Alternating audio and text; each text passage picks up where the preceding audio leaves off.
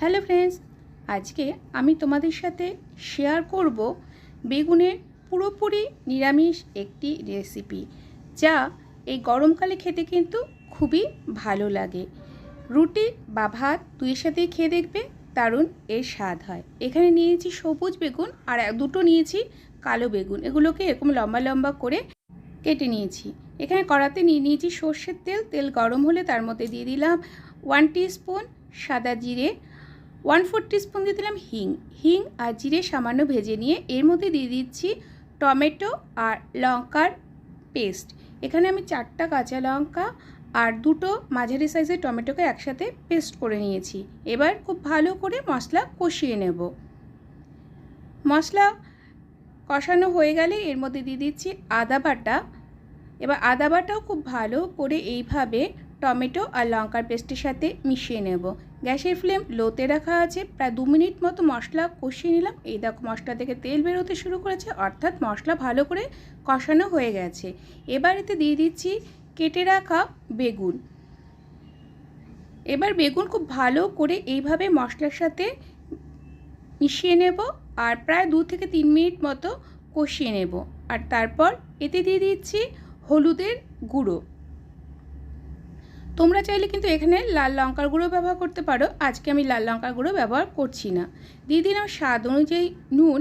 এবার নুন আর হলুদ দিয়ে খুব ভালো করে আবারও বেগুনগুলোকে কষিয়ে নেব মিনিট 5। গ্যাসের ফ্লেম লোতে রাখা আছে। গ্যাসের ফ্লেম লোতে রেখে খুব ভালো করে বেগুনগুলোকে কষিয়ে নিয়ে এবার একটি ঢাকনি দিয়ে ঢেকে দেব আর বেগুন সেদ্ধ করে নেব। প্রায় 7 মিনিট হয়ে গেছে। এবার দেখে নিই বেগুনগুলো সেদ্ধ হয়েছে কিনা। দেখো বন্ধুরা, বেগুন থেকে কিন্তু বেশ অনেকটা পরিমাণ জল বেরিয়েছে। এই রান্না কিন্তু আমি কোনো জল ব্যবহার করব না। এভাবে ঢেকে ঢেকে রান্না করলেই যে বেগুন থেকে জলটা বের হবে, সেই জল দিয়ে কিন্তু পুরো সবজিটা সেদ্ধ হয়ে যাবে। আর এইভাবে একবার বারবার করে এভাবে কষিয়ে এইভাবে বেগুনের সবজি বানিয়ে খাবে, দেখবে খেতে খুবই ভালো লাগে। এবারেতে দিয়ে দিলাম ভাজা জিরে গুঁড়ো। জিরে গুঁড়ো খুব ভালো করে বেগুনের সাথে মিশিয়ে নেব।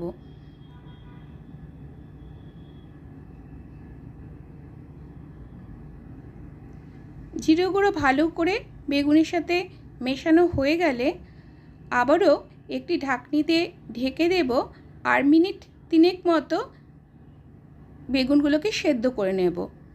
3 মিনিট হয়ে গেছে। দেখো বন্ধুরা, বেগুন কিন্তু পুরোপুরি সেদ্ধ হয়ে গেছে। এবার এতে দিয়ে দিলাম 1/4 টিস্পুন চিনি।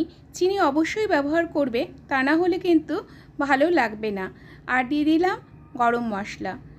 টমেটো একটু বেশি পরিমাণে ব্যবহার করেছি বলে কিন্তু চিনিটা আমি ব্যবহার করলাম, আর তোমরাও কিন্তু চিনিটা ব্যবহার করবে। এবার গরম মশলার গুঁড়ো আর চিনি দিয়ে খুব ভালো করে বেগুনগুলো এভাবে কষিয়ে নেব আর 2 মিনিট পর গ্যাসের ফ্লেম বন্ধ করে দেব।